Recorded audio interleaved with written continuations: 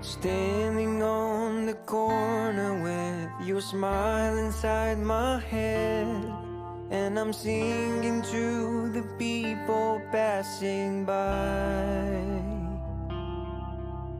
Little lucky pennies with big wishes in my bed, just enough to buy new strings for my guitar. Making white angels in the storm. Remember how you told me let's not grow. You're my beat, you're my song, you're my shelter from the storm. I was lost before I met you, now I'm home. You're my dream, you're my soul, you're my king when I grow old. And I promise that you'll never be alone.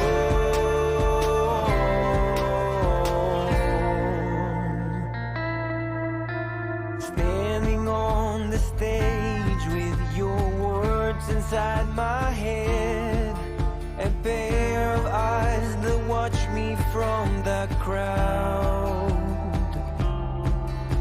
Little light reminds me of big wishes from the past, just enough to buy new wings when it's too loud.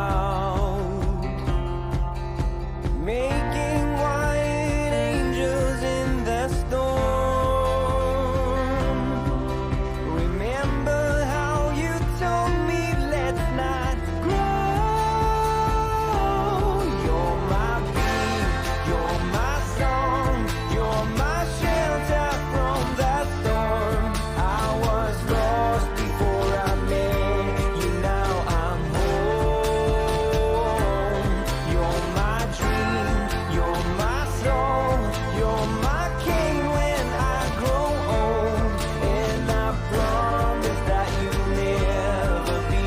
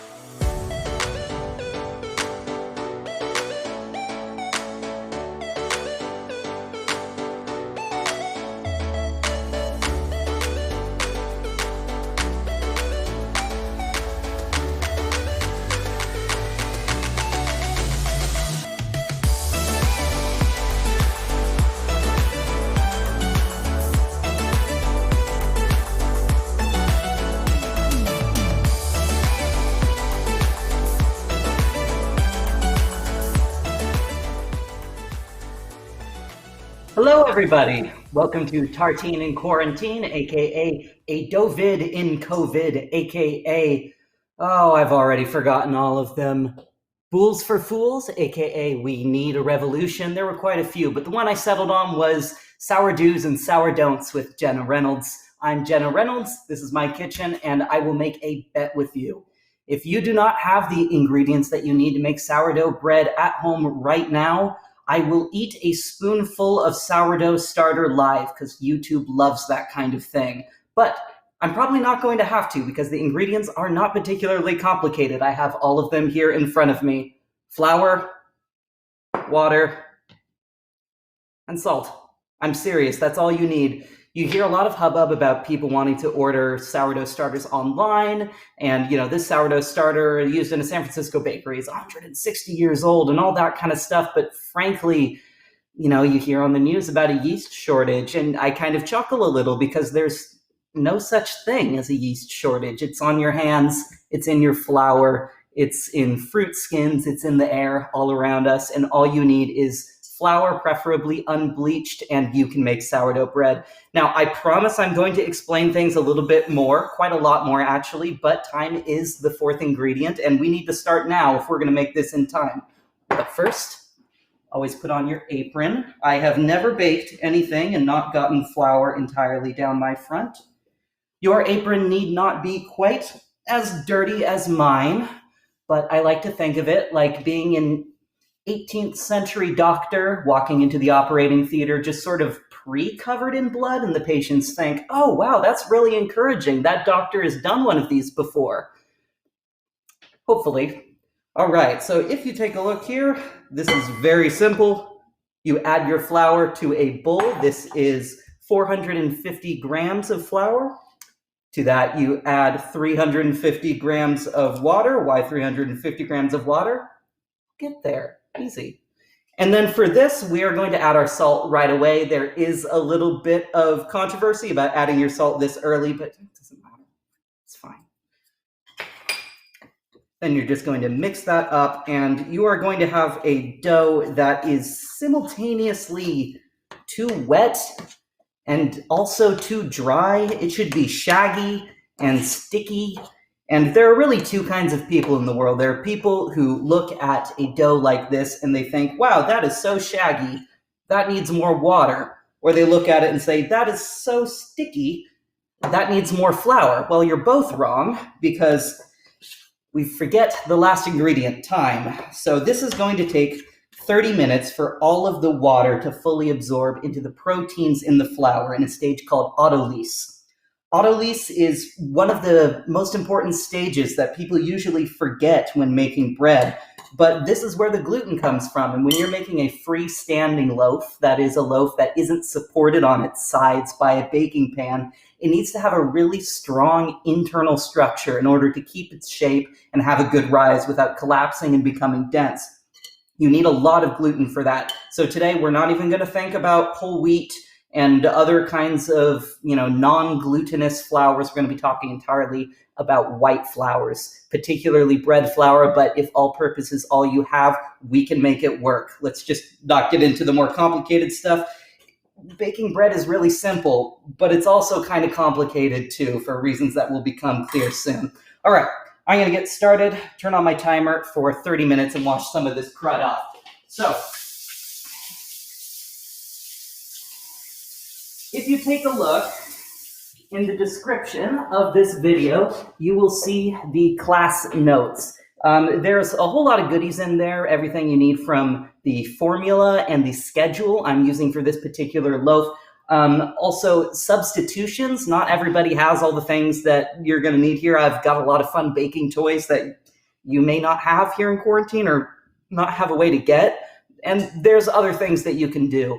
I find great comfort in the fact that, hi Harley, hello Sam, I find great comfort in the fact that sourdough bread was almost certainly first made on accident. Seriously, it just happens. It's like alcohol. It's so easy to make on accident and so hard to make really good, but I have never messed up bread so irrevocably that I was like, that's not bread, I'm not gonna eat that.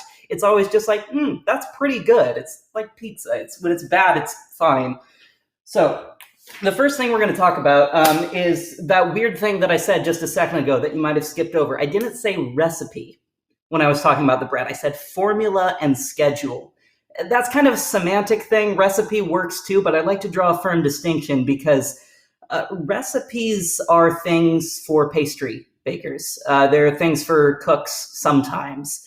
Recipes are really, really good for telling you exactly how to do things, but frankly, there are far too many variables at work when you're baking bread. The temperature, the humidity, the time of year, the gluten content in your flour, its protein structure, even the country that you are in matters. If you ask a Japanese baker how much protein content is in just their normal flour, they'll give you a number that is more similar to our cake flour. Ask them about bread flour, and they'll tell you something more similar to our all-purpose. And the kind of bread flour that we use here is you'd have to special order that. There's so many variables. Recipes will lead you astray because they will give you specific numbers and things to shoot for, and you'll try and do that, and it won't work. And you'll be confused, and you'll be like, oh, what's wrong with this recipe? But recipes, let's try and steer away from that. Instead, we are going to use formulas.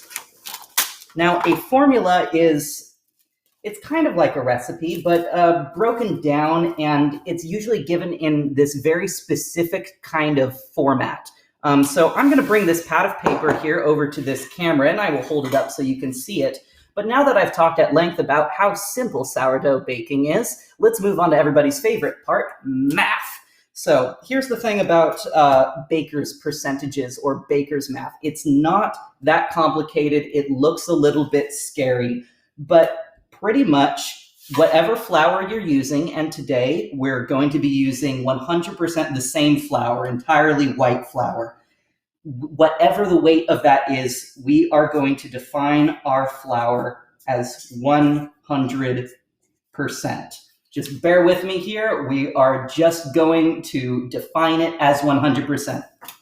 Now, everything else in your recipe is given in baker's percentages. Now, baker's percentages are given in relationship to that 100% that is your flour. When people talk about bread, they'll usually say something like hydration, and they'll say the hydration is 70%, like that.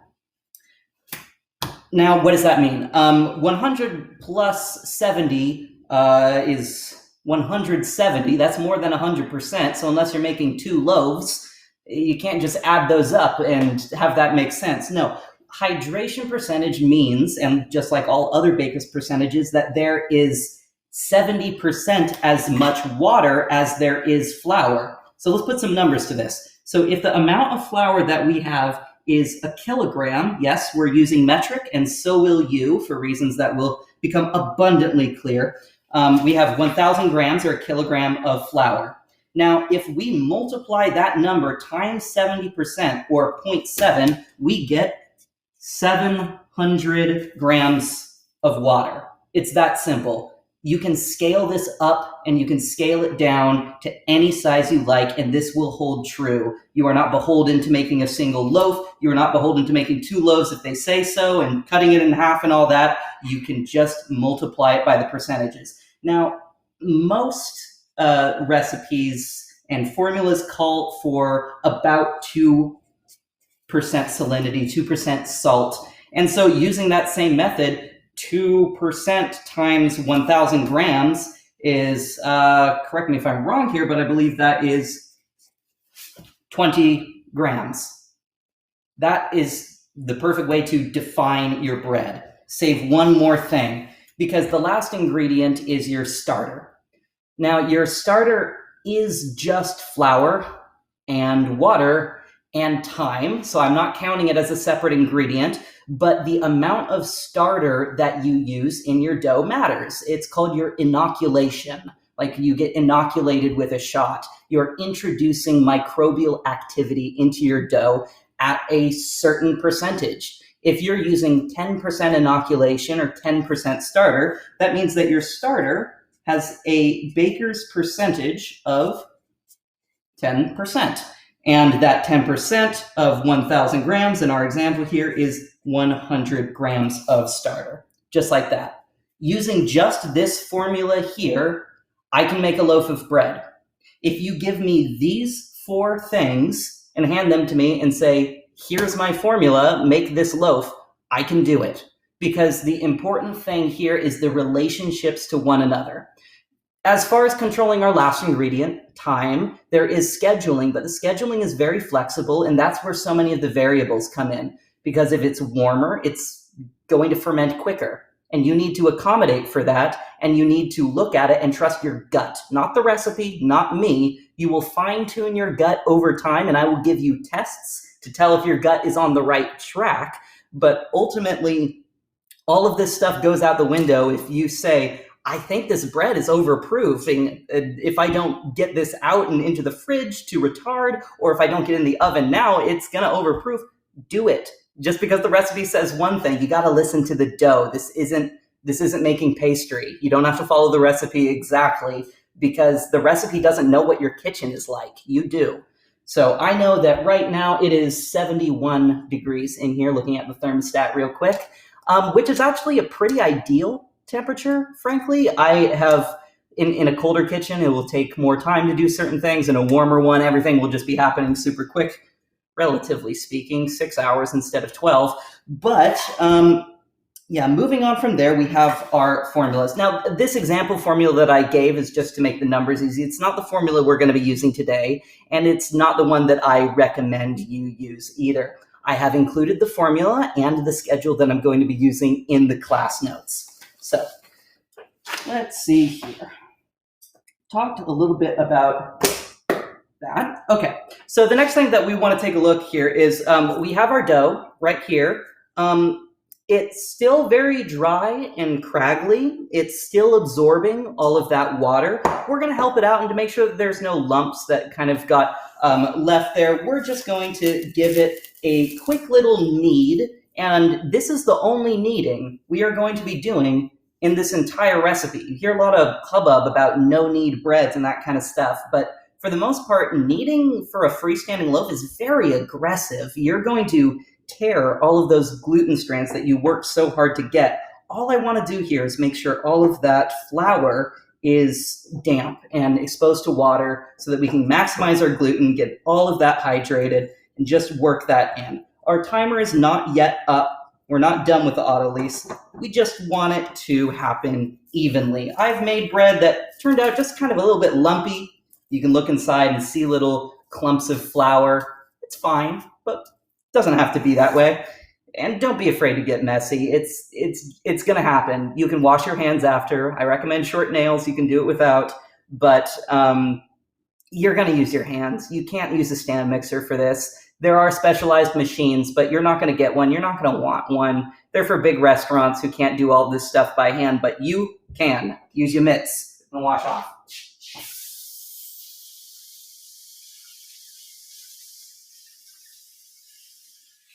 Now you will notice my hand washing technique is not the recommended technique.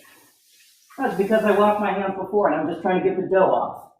Lay off. All right, geez.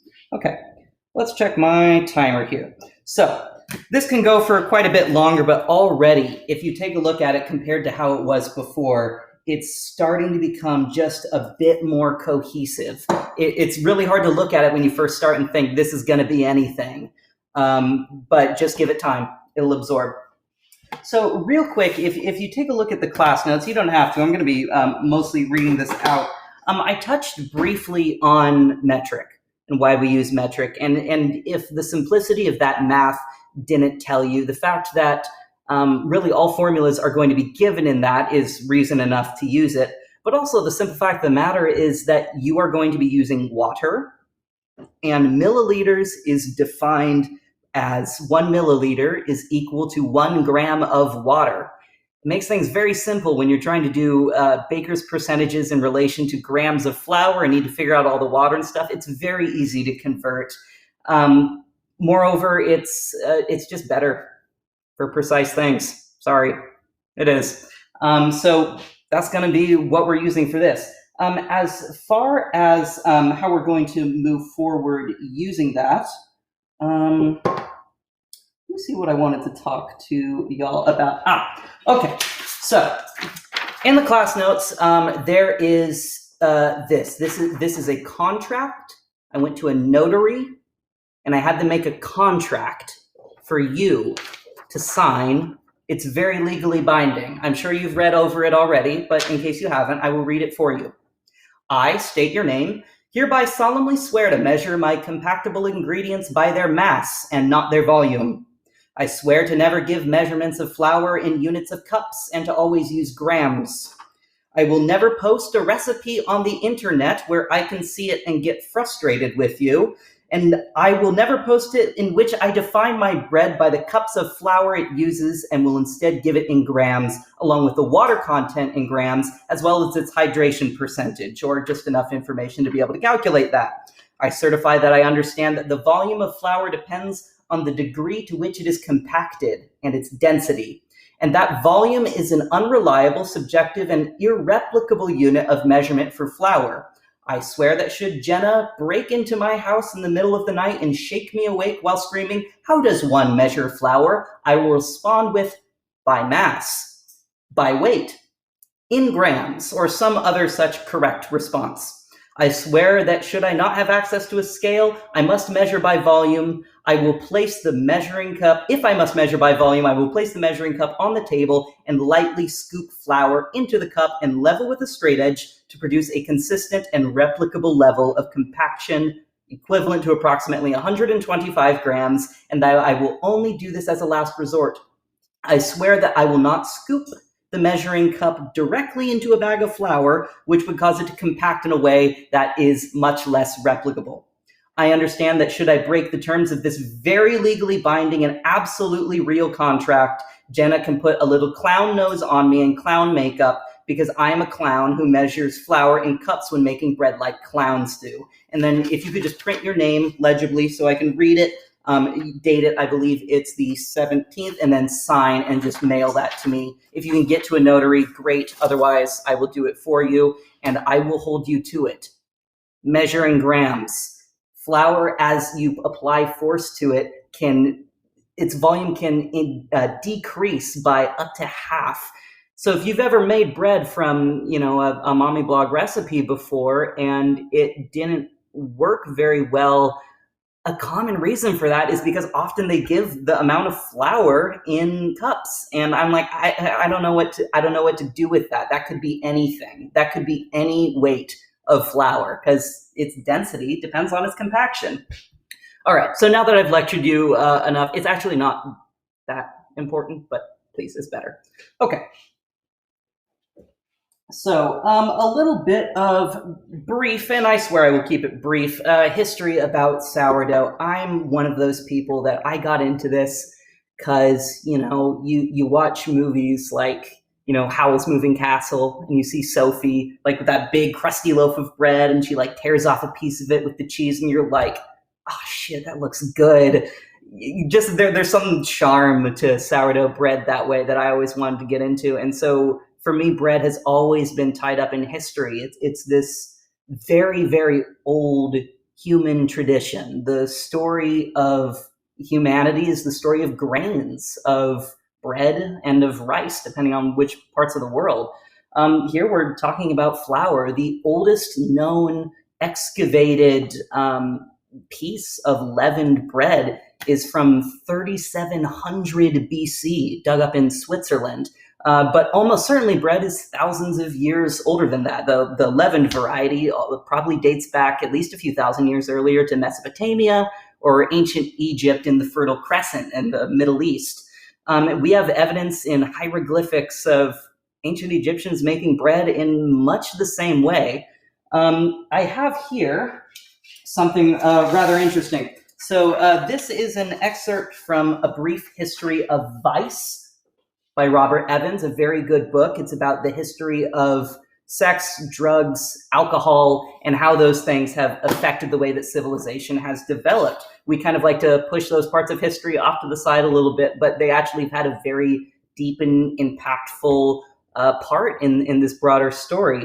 Bread ties into this because the very first recipe that we have of anything is ancient Sumerian from 1800 BC for bread, and that bread, not for bread, for beer that uses bread in the process of making it.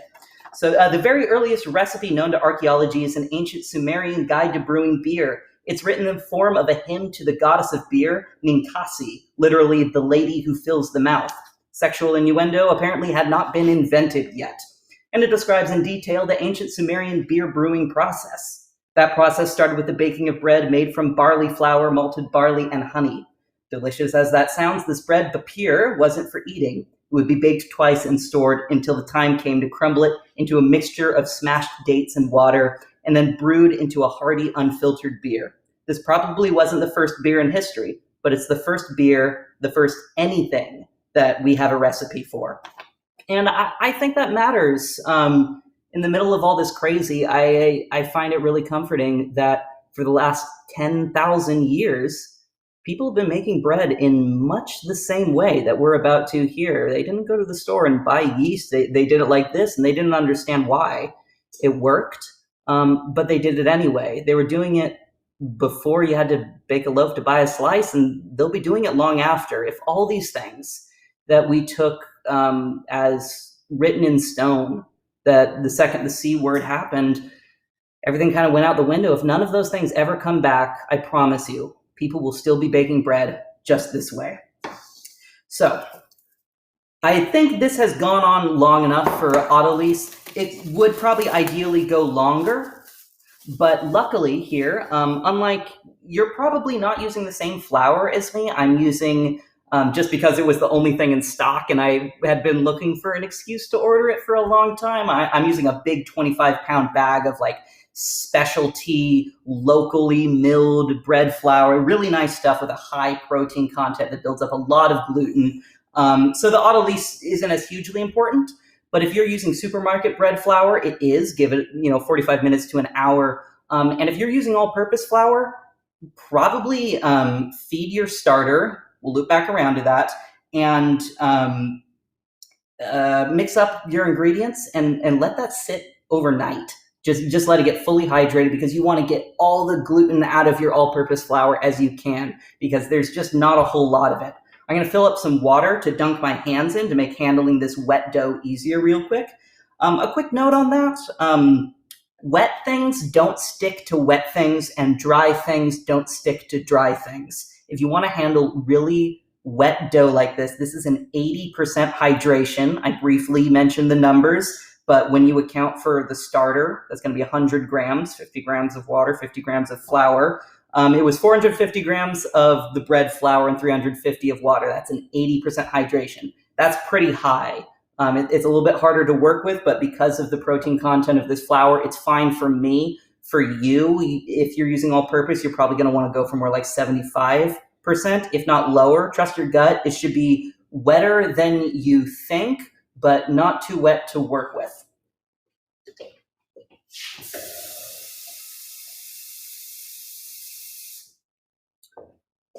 Okay, so before I start mixing this up a bunch and tightening those gluten strands, I don't want to rip them, so I want to get my starter ready. So this starter here is, I don't actually know its proper name. Usually starters are given names that even when you separate them and give them to your friends, they're supposed to like hold on to that name, and it's part of this like lineage. And if you make your own, you get to name this new starter that when you give it to your friends, they honor that. And it's this really cool tradition. I don't actually know it because the friend from blacksmithing who gave this to me, she didn't remember what its name was or its exact progeny. She said that it's around 200 years old, and her teacher who gave it to her said it's from the old country. We don't know which old country that would be. I assume something Western European, but in absence of that, I have dubbed it old country. So the first test that I'm going to be teaching you here, there are 3 main tests that you need to know that will take the place of very specific recipes and let you kind of go by your gut here. The first is the float test. Hopefully this works. This is the 3rd loaf of bread I've baked today, so the starter may be feeling a little tired, so it may not work. But either way, we will proceed. You're just going to take a spoonful of that, and this is cold water. This is ice water that the ice is melted in. And you're going to spoon off a little of that starter here in the water. Perfect. See that? See how it floats right there on the top? That is because it is buoyant due to the high quantity of air bubbles in it. Those air bubbles are carbon dioxide released by that wild yeast. And even though this is old, it is still wild yeast. We have cultivated it, but it started the way all starters do. So this is ready to use. So we're going to loop back around in a little bit when we have a little bit more time to talk about how to create your own starter, but I promise you, it's really easy. You're going to think it's gone horribly wrong, but you just got to persevere. It just takes time. Okay, so first thing we're going to do is I am going to place my too big bowl on my too small scale, but it is the only one that was transparent, so we'll work with it. And I'm going to tare it out to 0. And I'm going to add 100 grams of starter. That is a very high inoculation. That is a 20% inoculation. That is going to let you bake a sourdough loaf in a single day, which normally the classic Californian style, the San Francisco sourdough, is usually made over a 4-day period. And my personal favorite loaf to bake, I make just over 2. I prepare everything the night before and then bake the next day. But this will let you do it in 1. So we're going to go for a high inoculation here, 20% or 100 grams. And by the way, if you guys got questions, I'm moving kind of fast here. Write them out in chat, and Josh, our lovely tech guy, is going to be going through and collecting some of those questions. And we're going to have 2 Q&As a little bit later in the stream. All right, I'm sitting at 58, a little bit more, 87, and I'm really using a lot of the starter. Not a whole lot is remaining. That's about 100. If you take a look in there, can you see that? There's not a whole lot left. Maybe a tablespoon if I was really to collect all of that in there. That's okay. This is a very vigorous, healthy starter, and you actually don't want a whole lot in there, because if you want to be vigorous and healthy, you need a young population of yeast in there. So you want to just have a little bit of that vigorous yeast, give it a lot of food, let it grow rapidly, and then you have a large, young, vigorous population of yeast that's going to rise really quickly. It's not going to be particularly sour, but it will give a lot of rise. In order to get that sour taste, you need to do this to a smaller thing of dough and then ferment that. That's called a levain or a leaven, and you do that or a pre-ferment, and you do that for a longer period of time to get that sour taste. All right. So we'll get into how to make one of these. Don't worry. Okay, so I have my flour, my water, my salt, and now my starter. This is the part that's a little bit messy, a little bit gross, because you just kind of got to get in there. And I try and fold the dough over the starter so it doesn't leak out too much, like just a really bad gas station burrito. Not that I would know. And you're going to fold that in just like that. So it's not mixed in there super well, but it'll get there because we're going to be doing a lot more with this. So the first thing you need to know that if we're not going to be kneading it, we do need to work the dough in order to tighten up all those gluten strands. But we're not going to do it with kneading. We're going to use something that is much more gentle, effective, and reliable, which is the stretch and fold method. It's going to involve stretching out those gluten strands and then letting them relax, which is going to elongate them permanently rather than stretching them out and letting them fall back together, or if you really force them, causing them to tear. So all you're going to do, and it's not going to work very well at the beginning, but I'll show you what it looks like after. We are just going to reach our hand under there and just using gravity, lift up, stretch that dough, and see how that tore right there? It's not going to be doing that later. And just drop it back over, rotate 90 degrees, scoop back in, stretch, fold, rotate 90 degrees, stretch, and see it's not stretching very much anymore. That is because the gluten is tightening up. I can probably get away with one more, and you're just going to feel it. You could do as many as 8 if you have a lower gluten content flour, like all purpose, and you're just going to be like, oh, that's not stretching very much anymore. That's when you stop. Finish up, get there, and already compare this to that shaggy dough that we started with. It's still kind of grainy and rough, and there's starter still leaking out of it, but already it's a whole world of difference than where we started with. So real quick, I'm going to wash off my hands again. That's a bit of a pattern, as you can see. I'm going to fridge that, and then I'm going to show you what it's going to look like after. So take a look, as this is going to sit at room temperature, and we are going to do a stretch and fold every 30 minutes for 2 to 2.5 hours. And that's going to be the beginning of our bulk rise. And then once it passes the window pane test, the second of our tests, we'll be able to move on to the next stage. Now, just to show you what a failed window pane test looks like, let's come back over here to my hands. So if I reach out like this and I try and stretch this dough out, oh man, my flour is good. This is already actually working pretty dang well. Okay, but see there, see how it tore a little hole in it? That means that the dough isn't yet elastic enough. I haven't built up enough gluten. It did pretty dang good because this is good flour. If you're using all-purpose, it won't work. I promise you. If it does, you have very, very good, very high protein content all-purpose, which really isn't all-purpose, is it anymore? Okay, so I'm going to wash up. I'm going to fridge this, and I'm going to show you what this is going to look like after it's bulk ferment. After 2 to 6 hours, it's just going to look a little bit different. So let's cut to that time lapse.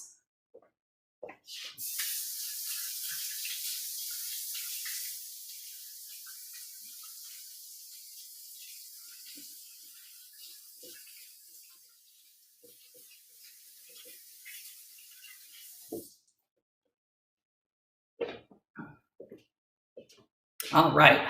So as you can see, not much happened. It didn't really rise very much. I thought it was going to be a little bit more impressive, frankly. But the thing is about this style of sourdough, it doesn't actually rise all that much in the bulk fermentation. It's better to underproof your dough than overproof it. Yeah, overproofing it is irreversible. Once you've overproofed it, you're going to have a flat loaf. And you'll look at it, and if you're not experienced in these kinds of things, you'll look at it and be like, oh, it didn't rise enough. But the thing is, it rose too much and then collapsed back down. We're not working with baker's yeast. We're working with wild yeast. It's not going to, recipes will often call for, wait till it doubles or trebles in size. This isn't going to do that. It's going to get slightly bubbly. And when you shake it, it's going to like jiggle. And it may rise 30 to 50% depending on the style. This one didn't, but I could tell it was done proofing because I could see visible bubbles in it, and I baked 3 of them before this week. Okay, so I'm going to switch this out for the one I prepared earlier.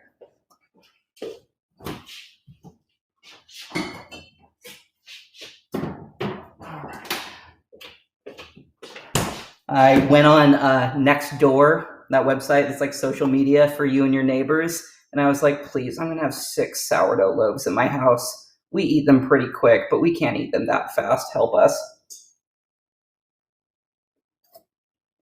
Okay. I know I've promised one person in here also to come pick up a loaf while social distancing. Okay. Yes, I know. I already did it. All right, so unfortunately, this one is not in a transparent bowl because I only had my stand mixer bowl, just the one. So I'm going to do my best. But if you look in there, it's very smooth, very supple. There are some visible bubbles in it. If you could see it from the side through the clear bowl, you would see even more bubbles. But let's take a look at that window pane test. Take a look how that looks like now. I'm just going to reach my hand in here, and you can't see, but I am just using the tips of my fingers to loosen it from the side of the bowl like you should before you do a stretch and fold. And if I take this and just pull it out like that, I can get above it. Can you see that? All right. So you should be able to make out your skin tone through it. That's why it's called the window pane test, because you should be able to see light through it like a window. With this angle, it's hard for you to see, but I can see going the other way. I can make out the red of my skin behind it. And I have pretty light skin, so the fact that I can do that means that it is very skin, very elastic. I mean, it is very skin. We can compare. It's pretty close. It's about the right color, frankly. I've been inside too long. Okay, so While that sits there for a little bit, it's a little bit stiff right now because it was in the refrigerator. Yours doesn't need to be in the refrigerator. I just need to slow it down so that it'd be ready during the class and not before. So I put it in the refrigerator. That's why the schedules are so flexible. If it needs to be slow, you put it in the fridge. If it needs to be fast, you put it somewhere warm, and you just go by the tests. You can speed it up, slow it down. It's up to you. I've linked in the description some very useful schedules from Pro Home Cooks, a YouTube channel. I wanted to link it directly, but it felt dubious, so it'll take you through his site, and you got to sign up. But they're really useful. They'll give you lots of different example schedules, and again, don't take these as gospel. They're just sort of a good guideline. You get the 1-day bake, where it starts at 10 p.m. the night before. You do a few things, you go to bed, and then you wake up and you're just kind of working all day, but then you have a loaf by 7 p.m. that night. There's a more flexible one where there's several decision points where you can tell, I don't feel like doing this anymore, I'm gonna put it in the fridge, come back to this later. There's one for the night hawk baker, if you like working at night and then want a good loaf in the morning, and by morning I mean noon. Time doesn't matter anymore, we're in quarantine.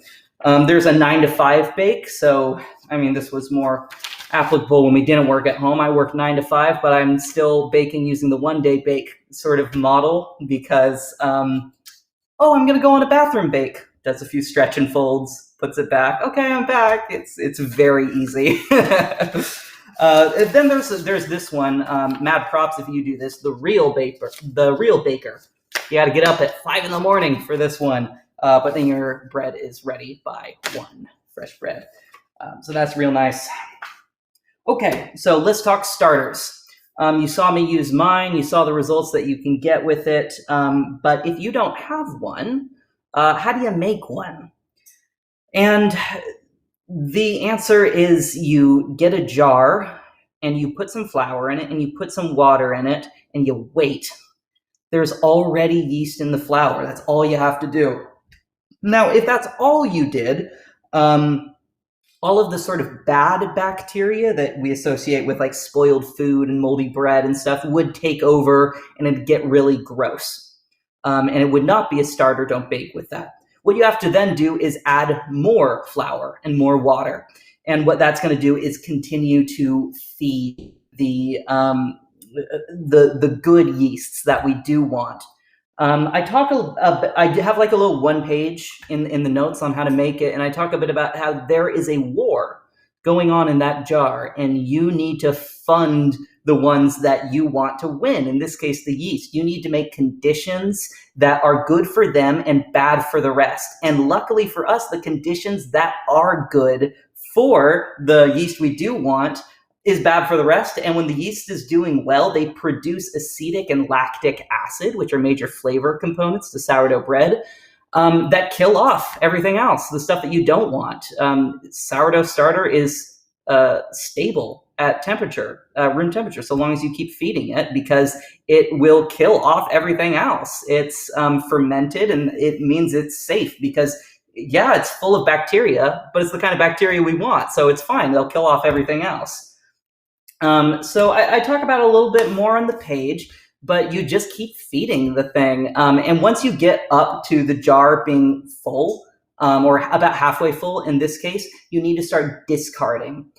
So discard is kind of like a touchy subject. I feel like there's a lot of think pieces right now for, I don't know, journalists who have too much time on their hands talking about how all these millennials are getting into sourdough baking, and it's very wasteful, which is, as I've talked about, an extremely ahistorical perspective to take. People have been doing this for 10,000 years. A living being takes in food and it excretes. You wouldn't call eating and then pooping wasteful. We're trying to keep something alive, and that means that once the yeast has lived its life, it's a colony, it's going to turn into alcohol and then vinegar. The alcohol is called hooch. Yeah, that's where we get the word hooch. So you're going to need to toss that stuff. Now, you don't need to waste it. It still tastes good. It's just not conducive to the continued life of the starter. So with that discard, you can either one, bake with it because the discard is the very thing that I just put in to this dough, or if you're not going to do all that and you're just trying to feed your starter so you can bake later or what have you, you take a small pan, put a little olive oil in it, dump out your starter right into the pan, put in, if you have them, some scallions, some salt, maybe some sesame seeds, sesame oil. Yeah, there's all sorts of things that you can do, and you get sort of this funky fermented kind of pancake thing going on. It's pretty nice. You can get that every morning, and you're feeding your starter, and it's making itself, and it's super easy. It's a great little breakfast thing. And sourdough stuff, because of the way that the proteins are broken down in it, is actually pretty healthy. Carbs are kind of out of style right now in sort of the eye of diets and that kind of stuff, but really, sourdough bread's kind of the best that you can do as far as carbohydrates go. It ain't no Wonder Bread, trust me. It was good enough for 10,000 years of human civilization. It is damn good enough for me. Okay, so last thing we're going to do before we go to a Q&A. So I haven't had a chance to really take a look at the chat. Hopefully Josh has been taking down some of y'all's questions. We are going to move on to our pre-shaping. So this dough has been bulk rising, and it is now a pre-shape. So the first thing that you're going to want to do is well flour up your countertop. This is a clean countertop that I cleaned up before. We're going to be working directly on the counter. I know my mom is here, and my mom has counters with grout on them. Those aren't super good for this because they kind of catch a lot of particulate that isn't the one that we want. They can catch all sorts of other microbial stuff. It's not great for that. So instead, if you have grouted countertops or just countertops that are just sort of dubious for putting your food directly on, even if they're clean, these are quartz, so it's fine. So if you lay down a wet paper towel or a wet dish towel, if you're feeling so inclined, and then put a wooden butcher board or cutting board right on top. That'll keep it from moving. It'll jiggle a little bit, but it's good enough for government work. It'll be fine. So I'm going to work directly on the countertop because I'm fortunate enough to have this style. So first things first is I'm going to reach my wet hand right into this bowl, and I am going to I'm going to flour up the exposed upper surface of it right there. And I'm going to turn the flour onto the flour just like that.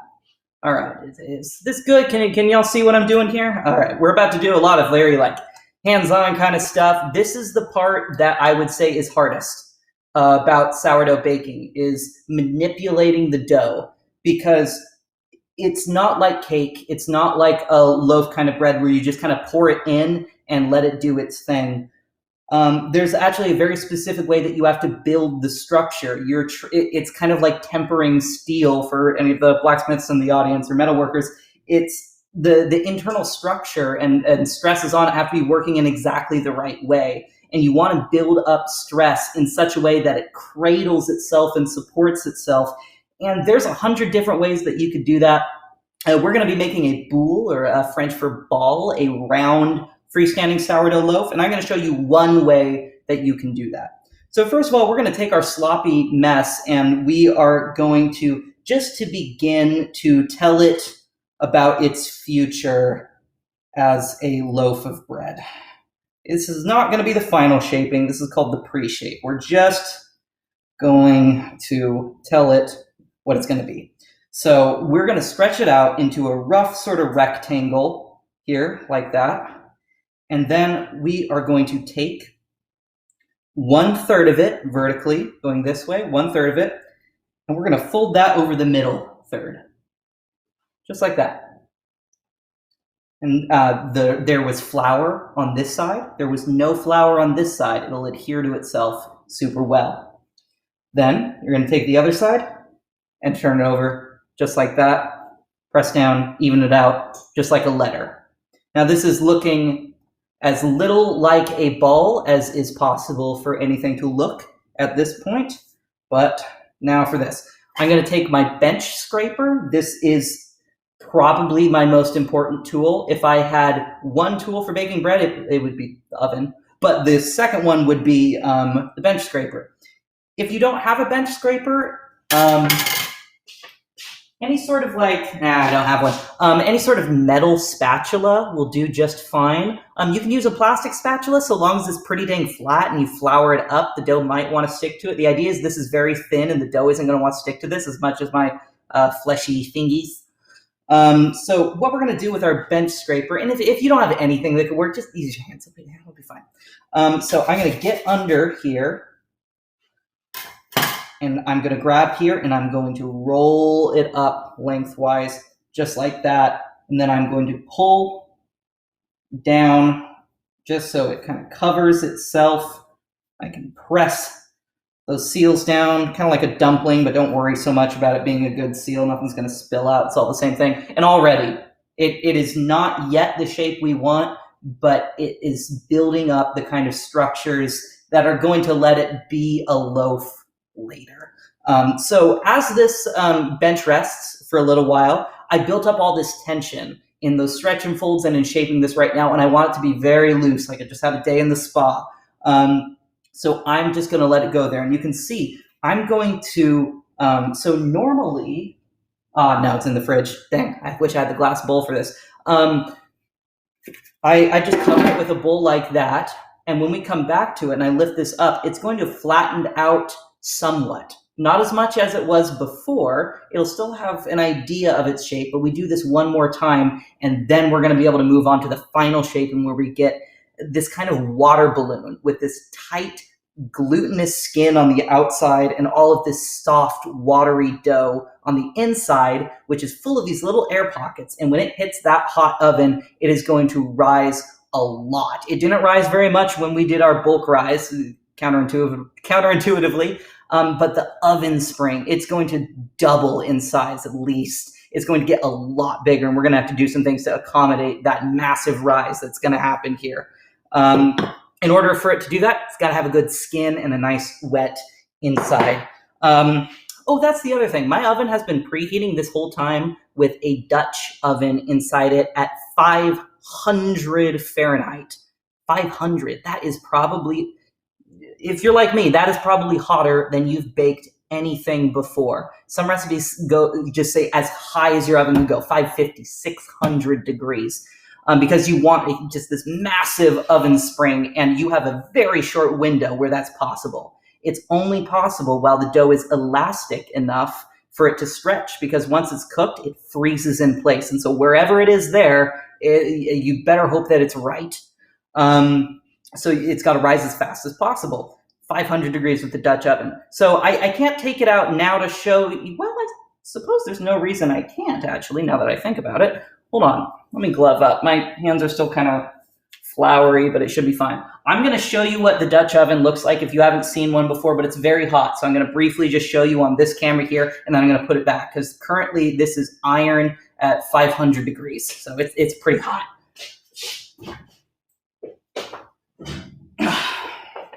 This is a Dutch oven. It has a lid. It has sides.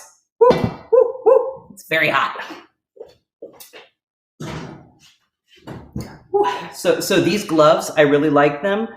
They have individual fingers so that I can do things like lifting the dough and putting it into the Dutch oven. What you get in flexibility and the sort of the more nimble ability to handle things, you lose in its heat protection. So I can handle iron that hot for 3 or 4 seconds before it starts to burn me. So you still have to work quick. It's better than ungloved, and it's also better than the big heavy gloves for this purpose, but it's still a risk. So if you're going to use these, do be careful. You can still burn yourself. They just buy you a little bit more time. All right. So that's back in the oven. That is still staying nice and hot. All right. Okay.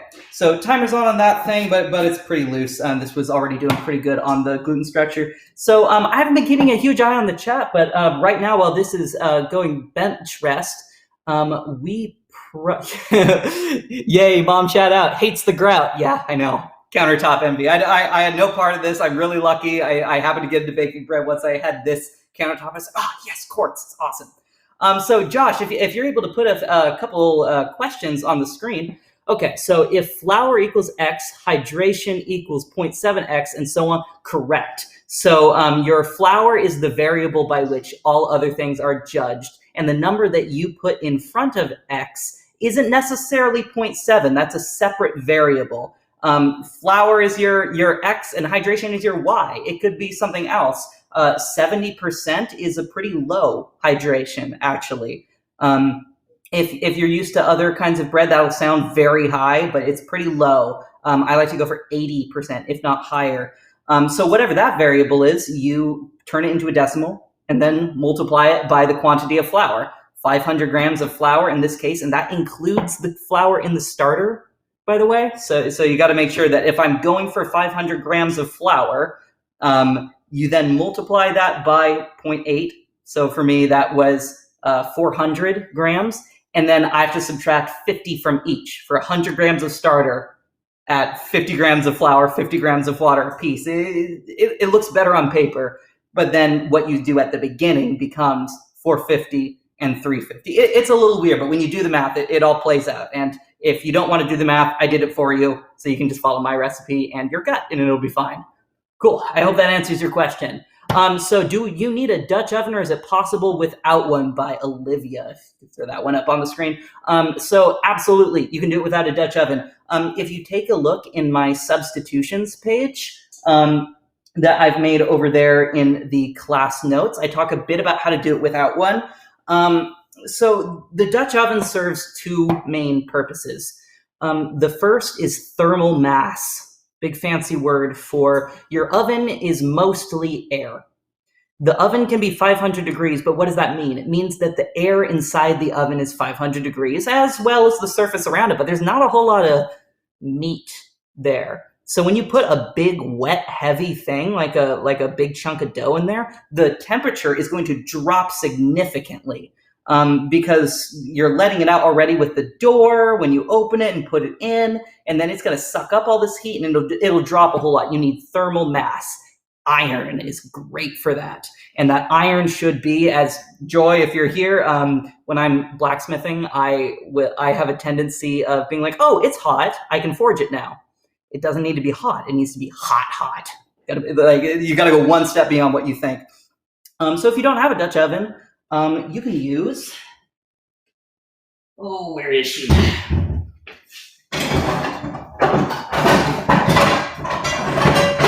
You can use a cast iron pan. So if you take one of these, this will provide a hell of a lot of thermal mass and is great for a whole lot of other things for that same reason. You put that in, and that will accomplish your thermal mass problem. However, there is a second thing that a Dutch oven does, and that is it takes all of that water that you put in and traps it around the dough. It's really important that the skin of your dough stays elastic, and for that to happen, it needs to be in a humid environment. So professional bread ovens that they use in bakeries, French boulangeries and that kind of thing, they'll all have steam injection ovens. Quick tangent, I bought a steam cleaner, like a handheld steam cleaner, because I realized that there's a vent in my oven underneath the top right burner. So if I take a steam cleaner and jam it into the vent and shoot a bunch of steam into it, I can make myself an injection. It's going to be awesome. Trust me, I won't blow up the house, I swear. But the Dutch oven traps all that steam that's in the dough already inside, and it's great for that. So if you're using a cast iron, you don't get that. But you really need it. So what you can do is take a rimmed baking sheet, and this all preheats up with the oven. You put it in there while the oven's cold and let it come up to 500 degrees for an entire hour. It's got to be hot. And you have that rimmed baking sheet lined with aluminum foil so it doesn't rust. And right before you put your bread into your cast iron, you throw in a couple handfuls of ice cubes. And those are going to immediately start to vaporize when they hit that extremely hot pan, not your cast iron, the rimmed baking sheet underneath it. It's going to release all this steam, and you can close it. And then if you have access to the vent of your oven, if you lightly place a wet dish towel over the vent to trap some of the steam in, but not the pressure, so it can still release pressure, so you're not making a pressure vessel, it's not dangerous, don't jam it in there, rest it on top. you'll trap all that steam in and you can get that good crunchy crust. If you don't have a cast iron pan, then what you got to do is you can use just like a baking sheet, just a flat baking sheet. It's not going to provide a whole lot of thermal mass, but you can do it. Just try and get it into the oven as quick as you can, close it up, and do the same thing with all the ice cubes and all that. It'll be okay. You may not get that same crunchy crust that you're looking for. You may not get the same oven spring. Just make sure it's all hot as hell, and I promise you this, it'll be bread, and it'll be good, and you'll like eating it.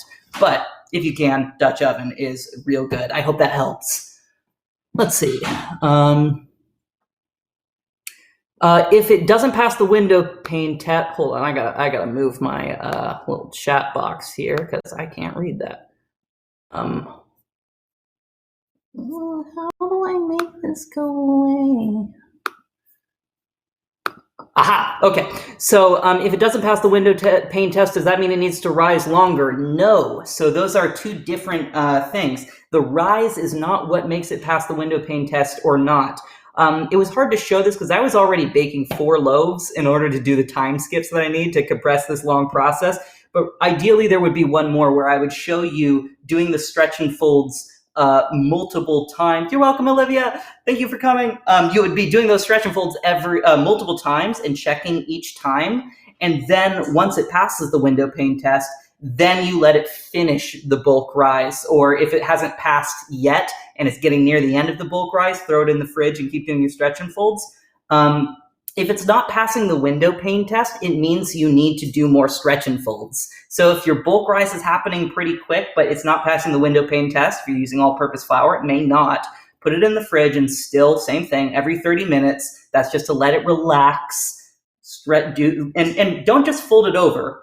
Lift it, stretch it out, fold it over, turn it, lift it, stretch it out, let it kind of acclimate, put it back down, and you keep doing that until it passes. It will pass eventually. If it gets pretty close, that will do. And if you can't get it to work at all, it may be your hydration is too low. If you keep adding flour because you think, oh, this is too wet, I need to add flour, you may not have enough water to have fully had the autolyse complete. And so you'll probably need to try again with a wetter dough if that's the issue that you're having. Otherwise, yeah, it's not the rise, it's a product of the gluten. It is always better to make your bread underproofed instead of overproofed, because if it's underproofed, when you do the final proofing in the Banneton or the proofing basket, I'll get to that, and take it out and you do the poke test, I'll get to that too, and it's not quite ready yet, you can just put it back in the fridge. It's like, okay, I didn't let it bulk rise long enough, but you can make up for that in the final proofing and it'll be okay. You can't do anything if you've overproofed it. So it's always better to underproof because all those little air bubbles are still there. And that means that when you put it into the oven, it's still going to have an oven spring because all those little air bubbles, because of all the heat, are going to rapidly expand and you're still going to get a good rise in the oven underproof. I don't think I have ever been like, should have proofed that longer. But I have said, fuck, I've overproofed that so many times. So underproof, don't overproof. It'll work out. Hope that helps. I'm gonna keep drinking my beer. Use it. Regarding the flour measuring method outlined here and in the contract, should I use this method with anything I'm making, not just bread? Generally speaking, the answer is depends. It depends who wrote the recipe, which is why recipes are unreliable and you need to use, your gut, your own, baking and cooking skills and, tests and powers of observation.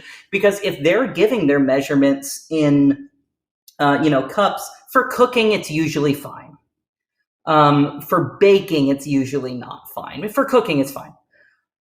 So you don't have to do it for everything, but if you think they're the kind of people who would measure out their flour using the proper method, you probably should too. It's usually best practice because it's going to give you less flour than reaching in, scooping it, and compacting it. And you can in most recipes, add more flour later and it'll be okay. So I recommend it, but also if you're just trying to throw together some chocolate chip cookies and you're just kind of going by texture, I wouldn't fuss about it too much. It also doesn't take that much time though, so I don't know. For bread, yes, always do it.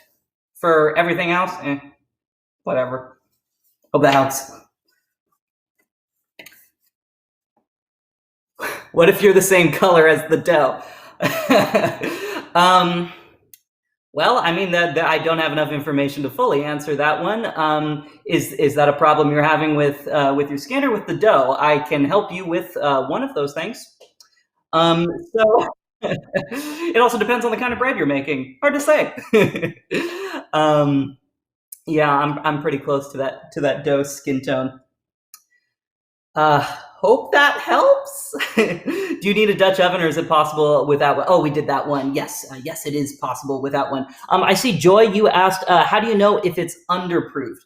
That one is a little bit tricky. So the thing is, the bulk rise, and I looked into this trying to find better, more intuitive tests that you can do for the bulk rise to tell if it's under or over, but there isn't a good one that I can find. It's pretty subjective. It's about how bubbly it is, how jiggly it is, and also what you're going to do later in the schedule. So it's probably underproofed if it's only been sitting at room temperature for an hour. It's probably underproofed. If it looks the same, it's probably underproofed. If it looks the same 8 hours later, there might be another problem, but you should at least see some bubbles. You'll know it's proved if you can at least see some bubbles. It's hard to tell sometimes if it's risen 30 to 50%, because you're not always marking on the side where it is, and it depends on the shape of the bowl, which is why professional bakers use flat bottom proofing things so that they can mark on the sides and see where it comes up to and not have to accommodate for a round bottom in the math. So it's a little bit harder to tell at this stage. Now, that is the perfect question for when we get to the final proofing. There is a test that I can do that'll show you if it's underproofed or overproofed, and which is why we kind of rush this stage a little bit, because if it's underproofed by the time you get to final proofing, well, that's fine. You can just leave it out or in the fridge overnight if it's getting late for longer, and it'll be okay. Up to a day. Pizza dough will be fridged for 4. It's fine. We'll get to the test. But I will cover that. So you're not going to know very definitively here at this stage, but you will have a way of knowing later. So we'll get to that. Okay, so someone just sent me a very nice message that I don't have time to read right now, but thank you, and I will read it later. Okay, so we will come back and do some more Q&A a little, off topic. What are you drinking? That is a Lagunitas brown sugar. It is, I like bitter, dark beer, so I'm enjoying it. A little side note here. So before the invention of baker's yeast, which happened in early to the mid-1800s AD, pretty recently, only 150 or so years ago, before that, in sort of the Western, mostly English-speaking world, the primary way of leavening bread was not sourdough for the most part. It was barm. So if anybody does homebrew beering, you know what barm is probably. It is the yeasty fermented foam that comes up off the beer during the fermenting process. You can skim that off and then give it to a baker, and then the baker bakes bread with it. So brewing and baking have always been deeply intertwined, all the way back to that first recipe, the Bipir, the Sumerian beer recipe, all the way to barm-based breads. So there's a long tradition of beery kinds of bread.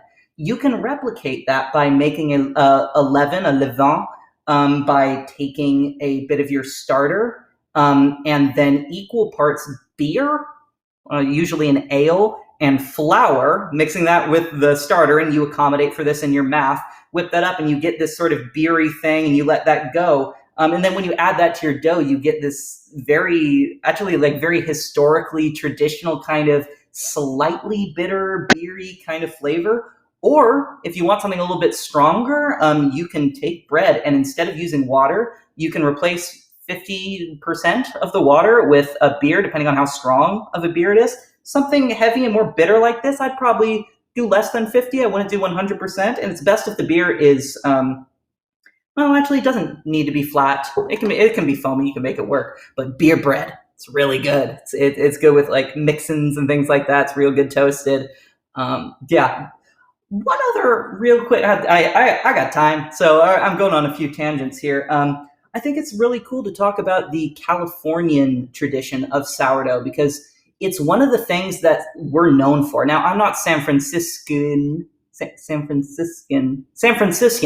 I'm Californian, and we have this long tradition of sourdough bread. And the reason for this is because in most of like the great cities of Europe, during much of the period after the Middle Ages, people baked using barm, with the exception of people in rural areas. People in rural areas didn't have access to making deals with breweries, usually, so they used sourdough, which was kind of seen as inferior. But then during the gold rush of 1849, all these French immigrants came to California and San Francisco, and they brought with them their preferences for bread and their baking techniques. And that's how San Francisco became known for its sourdough. It's got the right, ocean humidity that just kind of took off. But that's not really the important thing. I could make sourdough in the San Francisco style anywhere. It's not a magical property of the air. It's just San Franciscan bakers know how to do it. They're good. And they're part of this long French tradition, which is why a lot of the words that I, a Californian, use when I'm making sourdough come from the French. I talk about how we're making a boule, a ball in French, but equally we could be making a batard or a bastard. A bastard is not a baguette nor a boule. It's sort of an oval, a bastard loaf. Those are fun too. I have a batard banneton right here. I also have a boule banneton, but it's being used in my fridge. What is a banneton? Let's move on and I will show you.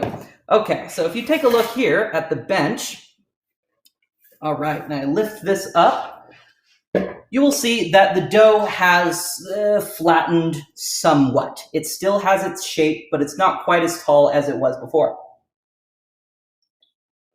Okay, so I'm going to throw a little bit more flour on top. And by the way, find like a jar or a container to put your flour in that's accessible. It sucks to go digging in your pantry to find some flour just to like flour up your hands or your countertop. It really sucks. Just get a little thing like this. I refill. I had to because I have a big 25-pound bag of bread flour, and that I was not just going to be dumping that onto my scale. It never would have happened. So that'll make your life so much easier. And it's like my mom gave me one of these. This is like a pinch bowl for salt and pepper. Same idea. My goodness, it makes your life so much easier instead of like having to dip. You can just like grab it. It's great. Same idea. That's another thing that falls under the French tradition of mise en place, or everything in its place. You saw at the beginning, I just had all these ingredients already weighed out and just dumped it in like they do in cooking shows. If it's a weeknight and you're just trying to cook, don't bother. But if you're like baking or cooking for fun, do all your measuring beforehand in some little bowls. They're cheap. Use Tupperware, whatever. It's a lot more relaxing when you've done all the math beforehand and you can just feel it out. It's great. Okay, so I've floured up the top of my pre-shaped boule. I'm just going to keep this nearby because I'll be using it. I'm going to flour this area just behind it from your perspective. You can't quite see it. And I'm going to flip it over to expose the unfloured side underneath. Right there. So I'm going to move this camera a little bit closer because at this point I can't move the dough. So now we have this sticky, unfloured surface at the top. We're going to do the same thing that we did before in the pre-shaping. We are going to, it's a lot tighter now. It does not want to stretch out nearly as much as it did before. So we're going to just sort of approximate a rectangle, and we're not going to work too hard. We don't want to hurt it. We're trying to help it. Just pull out those corners there. Now, I don't think I quite have enough width here to do the thirds that I did before. So I am going to do what's called stitching, where I'm going to take this side and alternate them, and then grab this corner and alternate them, so on and so forth, just stitching down the center. You can kind of pinch that shut, just like that. And the same thing, we're gonna roll it up, just like that. Look at that height. Look how tall that is compared to how it was in the pre-shape, and before that especially. Look at that. Gorgeous. It has a very strong skin. It's supple, it's smooth, it feels very good in the hands. You can see some light bubbles here. And I'm manipulating this dough in this particular way where I'm taking, so the part of your hand that you have to wash very carefully is when you're trying to get rid of COVID, but also when you're trying to get rid of flour, is the blade of your hand.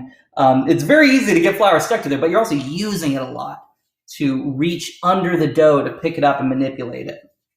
So what we're gonna do here is, we have it roughly in its shape, but see kind of these little holes and stuff. We wanna take all of that dough and tuck it up under itself and close it. And so the way that we're going to do that is we are going to use the natural stickiness of the dough in our favor. We're going to let the countertop do the work. So we're going to remove the flour from a section of the countertop, and we are going to use our bank scraper and hand and put the dough onto the unfloured surface.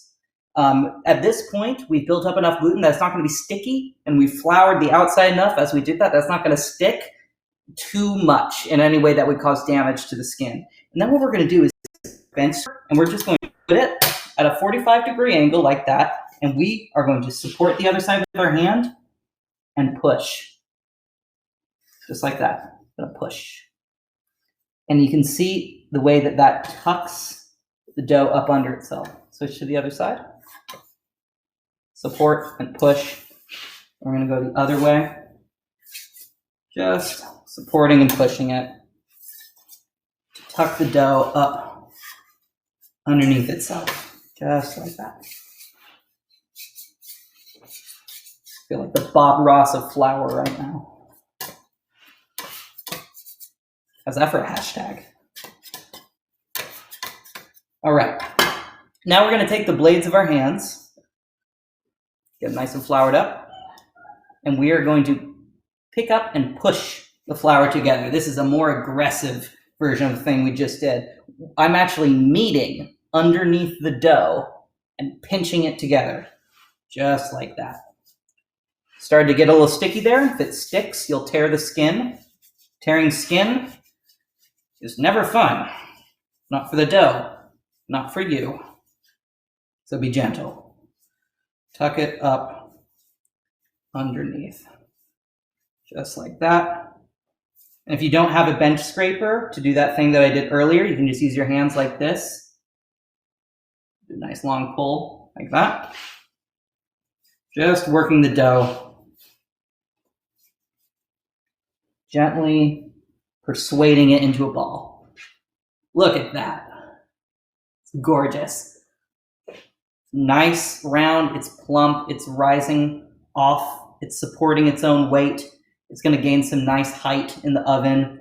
If it's over-proofed slightly, it'll kind of push out and you'll get this kind of triangular, roughly, shape here, but it'll still be fine on the inside. That's one thing you can tell. Ideally, it keeps this nice round appearance as it goes big and lifts up off the side.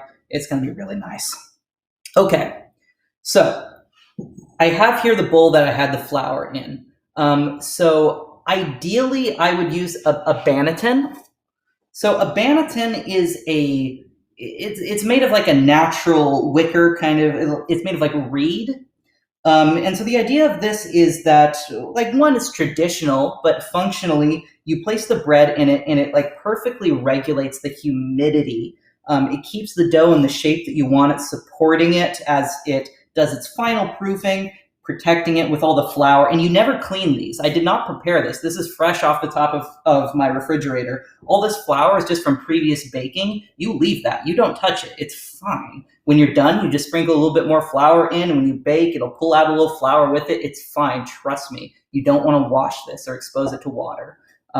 You really don't have to do anything with it at all. It'll be okay. The only microbial life in here is going to be from the yeast, which is more powerful and will kill anything else. It's fine. And then it's going to go in the oven. Don't worry about it. So I have one for a boule, but that's going to be here's one I prepared earlier. But most of you don't have a Banneton. So what you probably do have is a bowl. This is a ramen bowl, I believe. This is a large one, but any sort of cooking mixing bowl will do. It's about the right size. So if you take this and take a clean dish towel, this is the clean dish towel I am going to be using, and you unfurl that and drape it over and press it in, getting into those corners. And then you just want to flour the ever living hell out of it. You can always dump out your flour and brush it off the loaf at the end. But if your dough sticks, no one will save you. There is nothing you can do because it will tear the skin and it is going to come out messy. And when you bake it, it'll be bread. You'll eat it. It'll be fine. And your roommates will be like, "Oh no, it's fine, Jenna. You didn't totally mess this up. I still like it. You toast it and it's okay. Trust me, it's fine, but we can do better. Flour it up." Okay. Actually, that's a little bit off to the side. I'm going to really rub it in there. And then the other thing that I'm going to do just as a little bit of insurance that you should do, even if you have a Banneton, and definitely salt bay this thing up from high. I know in the meme he's doing it just like because he's dramatic, but really sprinkling things from higher up is going to give you a wider dispersion. So like he's going like this, but like if you just dribble it from up high, you're going to get a wide area. So if you have countertops like these, you can get like a nice wide area of flour, or like a very small specific one by going lower. So good little trick, go higher. Okay, so the other thing that I'm going to go in here and do is just flour the hell out of the loaf, rubbing it in to the top gently, and definitely getting all around the sides. In my experience, these sides are the part that is most likely to stick because it's the flour is going to want to pool into the bottom of the proving basket or bowl or Banneton. So make sure to get that. Use your hands to tuck it up under there. Get it very well floured. Professional bakers will have a big bowl of flour and they'll just kind of throw the whole thing into it and just puff up a smoke. Flour, rather. If your dough is smoking at this stage, your room is probably too hot. Okay. Just going to do a little final coercing, and then this is going to happen quickly, so I'll explain it after. I'm going to lift up, juggle, flip, drop. Okay, let's explain what I just did. So,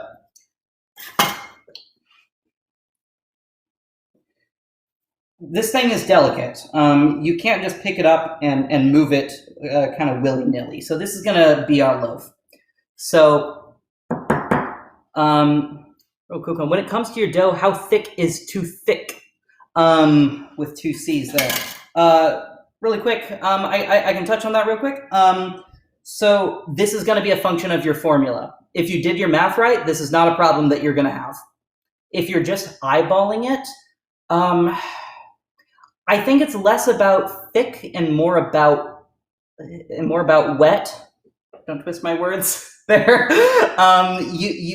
The water, like it can be thick and wet and it'll be okay. If it's like dry and thick, that'll be kind of different. I think the thing to look for is its hydration, and that you can tell by all these phases, the right kind of, I was going to write this up for you, just kind of the mental script of when you're a beginner looking at it, what should happen of like, oh, that's way too dry. Oh, that's way too wet. Oh, that's really sticky. Oh, that's really elastic. I didn't have time for that 2-8 page. This was already pushing it for, writing it up. But yeah, if you follow the formula and do your math right, that's not a problem that you should have. It'll end up being right. And if your dough is too thick with 2, 3, or 4 C's, It may be a function of the flour that you're using. Maybe you could stand to use more, maybe less. You're gonna have to look at it based on those other things. And also, just real quick, you're gonna fail. If you do this, you're gonna fail. It's gonna happen. I've baked so many bad loaves that my roommates and myself have loved, because when you bake bad bread, it's still bread and it's fine and it's good and it's great. You can't beat fresh bread, even when it's not a great loaf. Just keep doing it. Just keep failing and eating your mistakes, and they'll taste great, and eventually you'll get a really good loaf out of it. Some things are just about training your intuition. You'll get there. Okay, so if we take a look at my simulated dough here, what I just did in that real quick movement is I put my bench scraper under it, I flicked it out, and got my hand under it. You don't need to use a bench scraper for this. You can use the blades of your hands to pick it up, and it's going to want to fall. And then I flipped it over. And see how it's going to want to spread out? Because even though we did try and press it together, it still leaves kind of like a little hole in there where it didn't quite seal because of the flour. And so you're going to want to kind of hold that in, hold it over the banneton, and just drop it in, little plume of flour. It'll work. That isn't important to the shaping of it. It's just hard to handle a dough this soft. So you just have to kind of pick it, flip it, drop it. If you're a little bit clumsier about it than that, it'll still be okay. It's just I want to have a really good surface here. So I can't really turn this without messing up the integrity of it. So I'm going to lift up the camera here a little. Can you see how there's kind of that little hole in the top of it right there? So what we're going to want to try and do here is we're going to use our stitching again that we did before and try and close that up. This is actually really good. Normally I have a much bigger one. We're just going to pinch it closed and kind of go the other way to get that closed. And we're just going to kind of grab the sides here just to get it real nice and tight here. And we're just going to pull it around kind of like we're pleating a dumpling, but there are no Chinese grandmothers around to critique your form. It can be real bad. No one's going to see this side of the dough. It's going to be on the bottom, so you can just kind of sloppily press it together just to keep the tension on the side that we do want. This is, hiding the crimes. It's shoving all your crap underneath the bed so that your mother thinks that you cleaned your room. Hi, Mom. And you're going to want to do that. Flour it up again so it doesn't stick.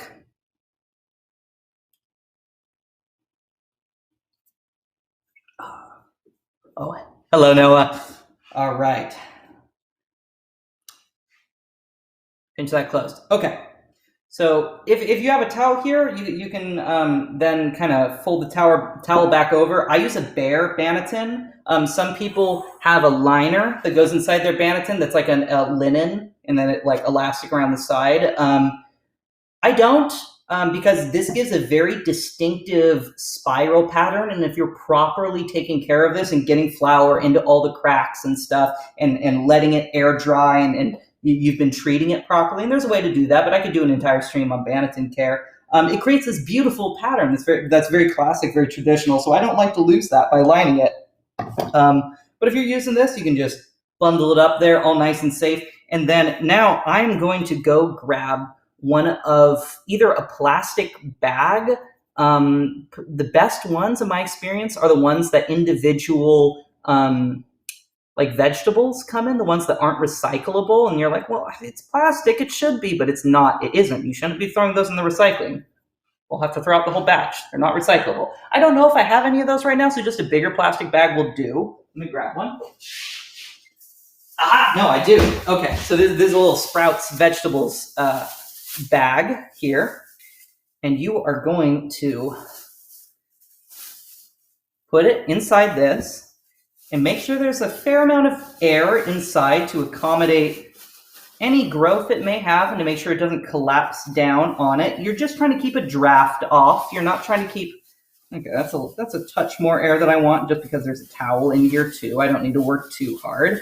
But the plastic should not touch the top of it.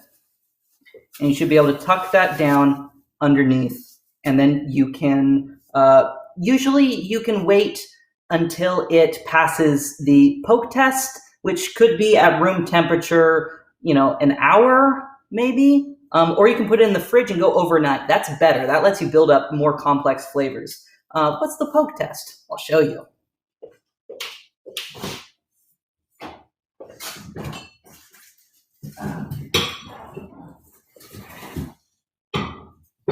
All right. So here's the one I prepared earlier. Plastic shower caps, those are good. I don't have any at the moment. So what I do have, I don't have it easily accessible. It looks like a shower cap, but just made of linen. I just don't trust it as much because it seems like it'd be permeable to the air. But yes, a shower cap, those are great for this. If you're using a Banneton, you may still want to use the plastic bag just because the outside of the Banneton is permeable to air. But if you want a stronger crust, you may not care about that. You may want it to be exposed to air more, and I'm sure your mom knows best. She's the real cook here. Okay, so this is the one that has been proving, and this is the final proof. Oh man, there's a lot of flour on my tablet. Whatever, who cares? Look at that. See how it's a little bubbly on the top? Just even a little bit more so than the final, or the bulk rise was. And that's because there's a lot more tension in the dough now than there was before. So those bubbles are a lot more evident.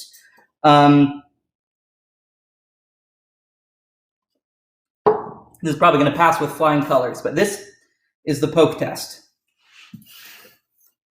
Take it, and you poke it. So that stuck to my finger a little bit. So let me flour at my finger. Let me try that again. You poke it. Okay, did you see what happened? It sprung up slightly, about halfway. It could have sprung up more. This may be closer to the side of overproofed than under. Ideally, I would like it to spring up a little bit more. So if it is underproofed, we talked about this earlier, I told you I'd get there, I got here. If it is underproofed, it'll spring up completely, like you never poked it. It needs longer to proof. It's still got some more zhuzh in it. It needs to go longer. If you poke it and you pull your finger out and it just, like Play-Doh, it just stays right there, you overproofed it. I cannot help you. Bake it up. It'll be pretty flat. It'll be excellent for pain perdu or French toast or bread pudding, or eat it and it's fine. It's still good bread. Bad bread's still good bread because it's still bread. This, however, did pass, if barely, so it's ready to score and bake. Yes, poke. Can the bag pop as a sign that it's done? No. So if we were making, if we were brewing like beer or wine or something, you do need airlocks, and you need to be sure that you're not creating a pressure vessel. I very nearly made that mistake before making mead and wine. You really can't have a blow up. This is not going to be producing that much carbon dioxide. It's just not. It's not a problem. And also that bag is not a perfect airtight seal. If it ever got too much, it would just push it out. But I have never seen wild yeast produce that much carbon dioxide. And even if they did, and you were using baker's yeast, it would just make the dough rise. It wouldn't off gas in such a way that it becomes like a pressure vessel that would pop it. So no, I wouldn't rely on that. I would rely on the poke test because that's not likely to happen. If it does, show me a picture. I want to see that. I want to see the bread that was so vigorous it popped it back. Okay, so it is time to score. This is another process that is going to happen very quickly because the moment that I turn this out onto the bench, the clock is ticking because this, despite everything that we did, is still subject to gravity, and we need the oven spring to cause it to spring back up and then to cook and hold its shape. And the more we wait, the more time it's going to have to fall down and relax. And in this case, we don't want that. We want all that tension. So I'm going to walk you through what I'm going to do first before I do it. I'm going to flour my countertop. I'm going to turn this over onto it. I'm probably going to run my hands along the side, just tightening it up a little bit more like we did before. Don't do it much. You should have done all that shaping before. This is just kind of like just to make sure kind of all our ducks are in a row. And then I'm going to take my lame. This is a baker's lame. What this is a razor blade on a handle. You see that? This is a razor blade on a handle bent at a slight angle with a screwed in section here. You do not need a lame. What would work is, so I have here, I got this knife set for Christmas. These are pretty good knives. They're quite sharp. You can use one of these. If you have a honing steel, you can just give that a quick hone. My technique there could be better. I'm not a chef, I'm a baker. And get this nice and sharp, and you can use this instead. A razor is better though. If you don't have a knife that is sufficiently sharp that you trust for this kind of thing, if it's not sharp enough for you to cut paper, don't use it for this. Use even a fairly dull serrated knife will produce uglier slashes, but it'll still break the skin in the way it'll structurally work, just won't be as aesthetically pleasing. Serrated knife. Let me see what you have. Did you mean the lame? A knife! Okay, just memeing in the chat. Okay. Okay, so what I'm gonna do is I am going to then turn this out, and take my lame, and I'm going to score it. So what scoring is, you are breaking that skin that we worked so hard to create in a specific way that, like a flower blooming, is going to keep the skin on the outside, but like petals of a flower, open up, accommodating the center area here, and holding up its walls, acting like the side of a bread pan, and it'll expand up in the middle, and it's accommodating all that rise. And so you can just put a big slash in the middle, maybe 1/4 of an inch deep, if that, and it'll pull apart nicely. But traditionally, because again, Californians owe our baking tradition to the rural French immigrants of the 1800s, mid-1800s, traditionally, these more rural French people would have communal ovens for bread making, at least. And it would be a big oven, and then everyone in the town would have a baking day, and they'd all bring their bread, and they would put it in the oven, and they would bake them all at once, and then everyone would pull their bread out. The way that you would tell which bread was yours is you had a signature style that you would use when you scored it. This can be something that's, highly personal. It can be something that's for you, that's for your family, or there is a long tradition of these scoring patterns that you can pull from on the internet. There's all sorts of ways that you can decorate your bread this way. The one that I'm going to use today is 3 crosses, or 3 slashes going across each other, that as it rises is going to create this kind of pleasing diamond pattern on the surface. So I'm just going to go /3, turn 30 or so degrees, slash again. Thanks, the French, you done good. Yes, they did. Oh, one more thing, cornmeal.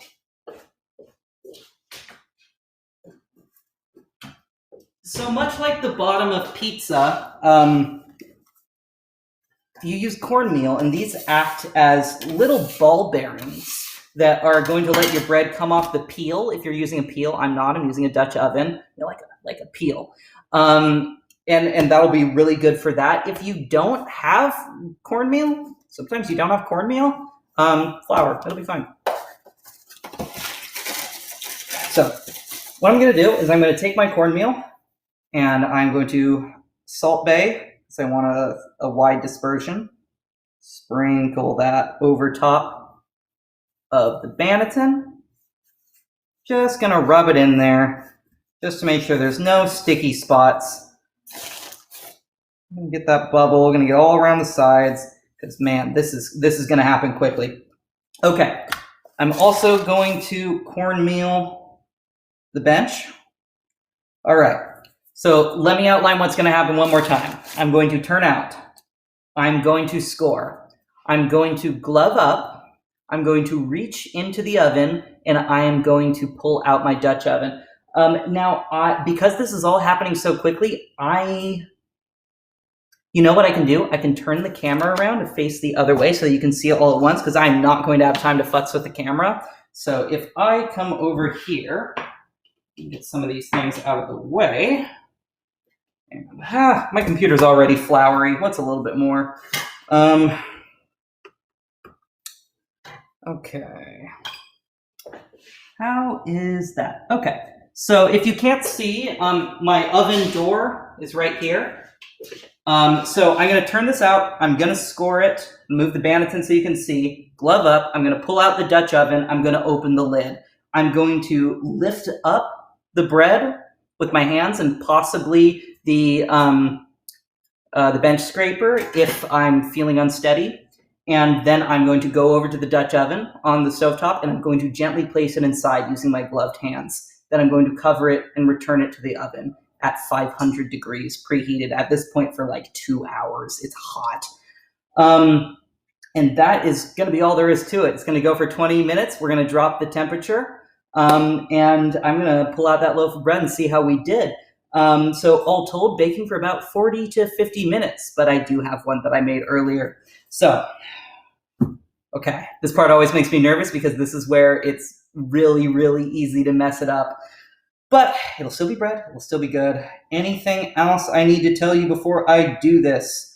Yeah, I'm gonna have one glove already on just to make things a little faster. So there are some other fancy baker's ways of, instead of Dutch ovens, this is just a really accessible way because Dutch ovens are useful for a lot of other things. But there are specific ones that are kind of like a Dutch oven upside down, where it's a flat kind of cast iron pan area and then a big iron thing that goes over top. And those you don't have to lower the dough in. You can put it right on and score it there and then cover it. And those are really great, and I want one sometime if anyone needs a Christmas present idea for me. So I'm going to take this and I'm going to get started. I'm going to turn out, I'm going to score, and the rest. Let's go. Getting a little bit of sticking here. That's not ideal. Ooh, here we've got a lesson in what not to do. Right here for you. See that? See how it's stuck here to the top? It is not unsalvageable, but it is not ideal. You know, it's elastic enough. It's coming back around. It's okay. Just gonna tuck in like that, build some of that tension back up. And it's hard for you to see, but there was kind of that distinct flower spiral pattern. But because I've had to do this, because there were some shaping issues, because it's stuck, especially in the cold environment, I've mostly ruined that nice spiral pattern. So I'm going to take some flour and just sort of replace it with that and go for a different aesthetic of a lighter colored outside loaf interspaced by darker areas where the scoring was. Then I'm going to take my lame, 3 quick slashes, 30 degrees, 3 quick slashes. I'm going to glove up. And I am going to remove the Dutch oven from the oven, place it here, remove the lid. I will pick up the loaf. I will lower it in. I will recover it. And I will place it triumphantly within the oven for 20 more minutes. Now, all of that water in there, all of that steam is just going to be trapped inside. All of that heat, it is going to rise rapidly. Depending on how long our Q&A goes, I may even have time to show you what it's going to look like in the oven. Just after 20 minutes, it's going to look like a completely different loaf. So, after you've baked, you remove it from the oven and you place it on a cooling rack. And here is the critical point. You do nothing. You are going to want so badly to cut open your freshly made loaf. But you are not done because it is still baking on the inside. Just because you've removed it from the oven does not mean that the inside is suddenly cooled. The bread's not done. And if you cut into it now, you're going to release all of the heat inside and it's going to be doughy on the inside. You must let it finish baking on the counter at room temperature for an entire hour, if not two. It's gotta really, like, if you touch it and you're like, ooh, that's hot, it's not done. You should touch and be like, that's a little higher than warm temperature at most. You gotta wait. So I have one that I baked earlier that has been cooling and is ready to cut into. I'm gonna turn this camera back around and we can cut in and we together can take a look at the crumb and see how it turned out. I made this just like all the others using the exact same recipe. Right there. I'm gonna get out my cutting board and my bread knife so we can take a look on the inside. Let me just double check that my timer's going, because, okay, we're good. All right, there. Bread knife. All right. Here is the one that I prepared earlier. Look at that. See that big rise? This was the same measurements. It grew quite a bit. You can see that it is slightly overproof. You wouldn't be able to tell looking at the crumb, but the outside has that slight triangular shape, and really we want more of a ball. Still probably going to be a really good crumb. Super crunchy when it just came out of the oven. It's softened up a little bit enough right now. Deep, well done color with flecks of char here on the edge, a little bit of flecks of flour. Really good bake on this one. So we're going to cut.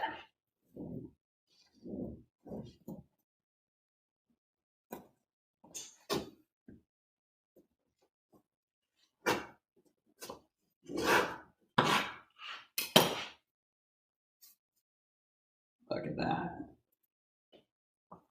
So this one, okay, this is really good to know. Okay, a little impromptu lesson here. I was wrong. This is not overproofed. This is underproofed slightly. So this is not my usual recipe, but here's how I can tell. See, notice how there's these huge air pockets here up at the top, but it's fairly dense here at the bottom. Now, if it was overproofed, it would be very uniform, but flat. The fact that this has a good rise, but is not uniform, means it needed longer in the bulk rise. Let's compare this to a loaf that I baked the day before. So this one, you take a look at the cross section here, is very even. It has these big, airy sections, but for the most part, it's about the same consistency. If we take a slice of this one,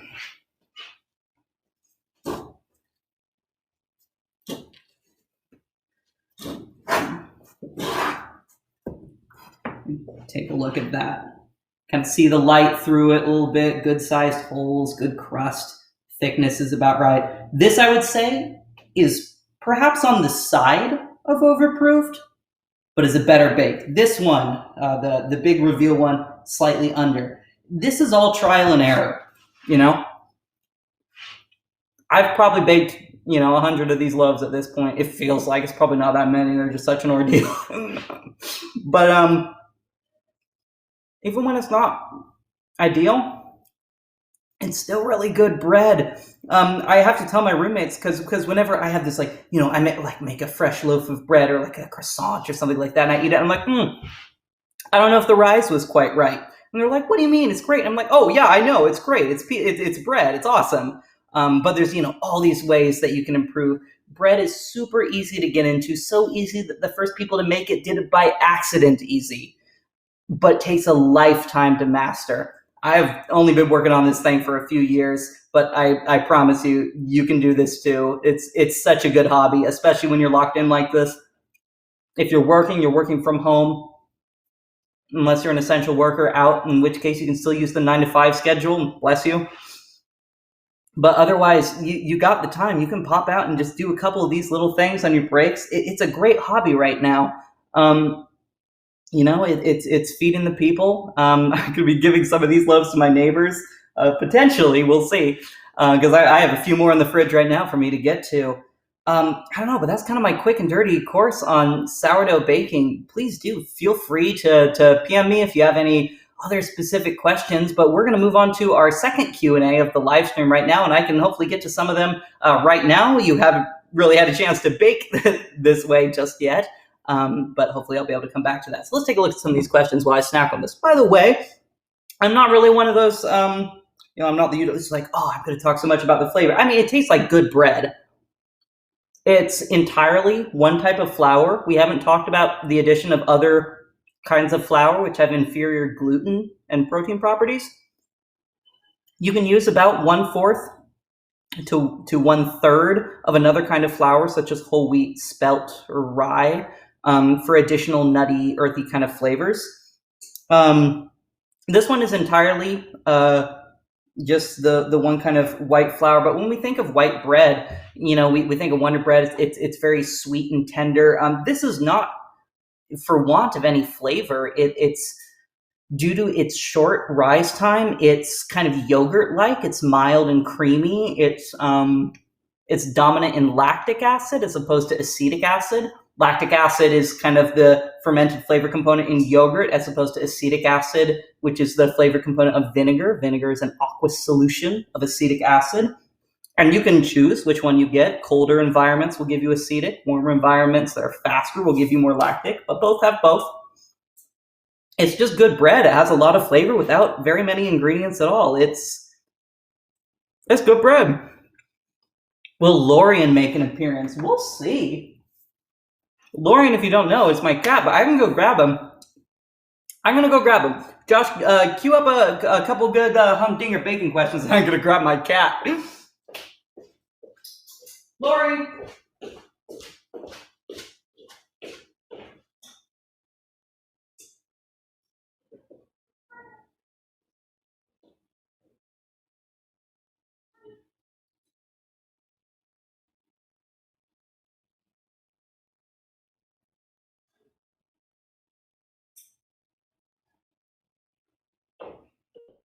Here he is, Mr. America. Look at him. This is Lorian. He's a good boy. He's not allowed on the counter. Shoot. He was in the middle of a nap. He's mad at me. So to answer your question, yes. Thanks, cat.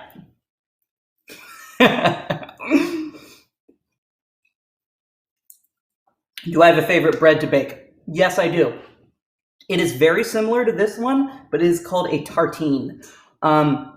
If you looked at it, you would not be able to tell the difference. If you tasted it and were really good at this kind of thing, you might. I don't think I would. A tartine is, it is defined, it's really become popular in California recently. It's not the traditional Californian sourdough, but it's certainly gained in popularity. It is a sourdough loaf that isn't particularly sour. If I taste this, it doesn't taste particularly sour. It uses a very small inoculation percentage over a longer period of time to build kind of complex flavors that doesn't have an overwhelming sour taste. If you weren't knowledgeable in these kind of things, you might not know it was sourdough at all. It has a really good oven spring. It's great in your schedule, and it's kind of, you always dance with the girl that brought you. It's the style of loaf that I first really got into. So the recipe that I used for a long time and then adapted and kind of made my own, I don't think I posted it in the links, but it might come up. It was Emily's Everyday Sourdough Loaf, which was a tartine style boule. And now, as I've baked more, there are a couple things that I do a little bit differently, but because it was a tartine style loaf, I mean, you dance with the girl that brought you. I like that one. There are other kinds of loaves that are more interesting, but there's just such a high skill ceiling for all this kind of stuff. You can choose one style of bread and bake it every day for the rest of your life, and I don't know that I would get tired of it, because every little thing can be controlled. You can perfectly hone the humidity and the temperature and your scheduling and just become one with the dough. Like, there's so much to learn and grow in just these simple kinds of bread that use 3 ingredients. So I don't like to overcomplicate it too much. I really like to see how far I can push just the simple ingredients. So yeah, good question. I like a tartine.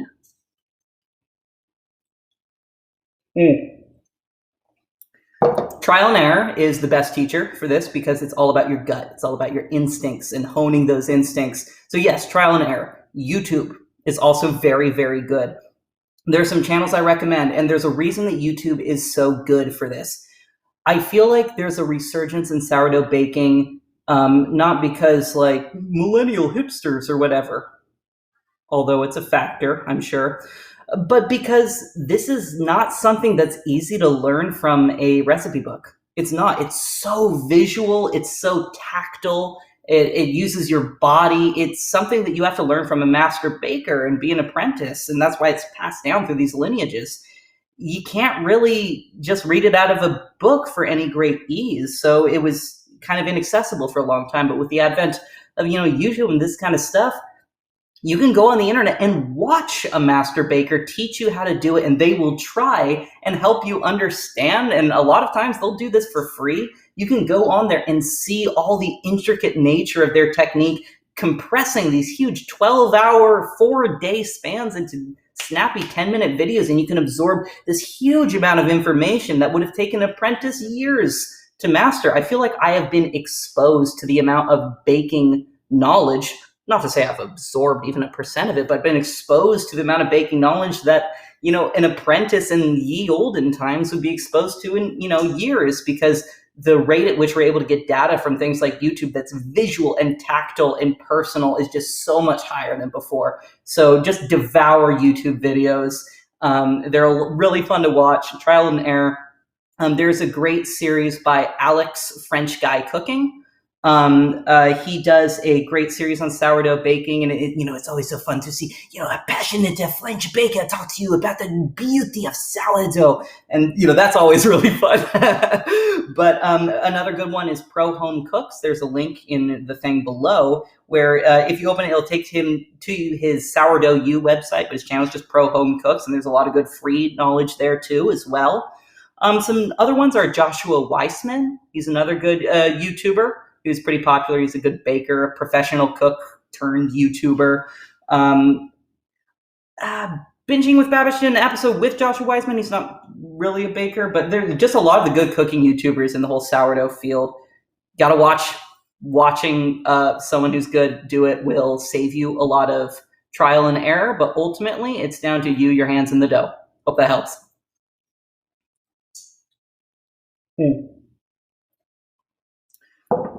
So this is kind of a dirty tartine. It's I kind of made this recipe to be like fast and simple, frankly. So I don't know if it has like a technical name. I just wanted it to not involve these like long overnight things. Not because I don't think any of y'all could do it. Far from it. It's just a matter of waiting. But just because it was harder to take that style of baking and then make the 4 loaves that I needed to do those time jumps that I did, if it's also involving these big overnight things. So I made it to be easy for me and to work with the schedules that I linked down below. I had to kind of try them. They're not my favorite schedules. I don't know what the technical name for it is, but it is, without a doubt, a freestanding sourdough boule. I don't know if it has a more specific name than that. You could one-up this recipe very simply by just, hey, Lorian, stop scratching. Hey. He has all these scratching posts, like the rope ones and stuff. There's some over there. There's one in my room. He never uses them. Likes couches. Shut up. I love you. What was I saying? Does Lorian ever eat your fresh bread? He hasn't yet. I haven't had him all that long. I've had him maybe a month and a half. He jumps on the counter sometimes and will smell my baking detritus if I haven't quite cleaned it up yet. He hasn't gone for, I'm not sure if it's good for them. I know some cats are really into like flour and bread and that kind of stuff.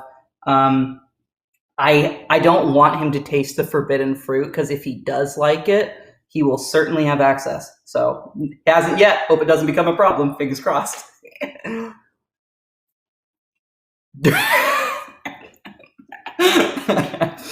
That's my side blog, actually. No comment.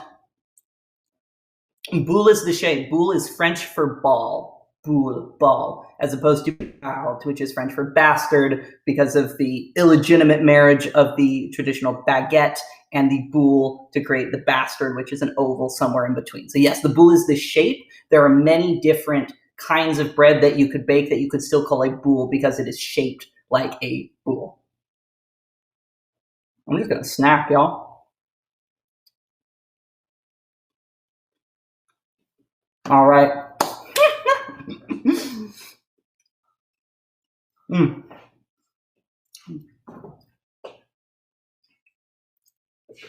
Good on toast. Takes longer to toast than you think it would, but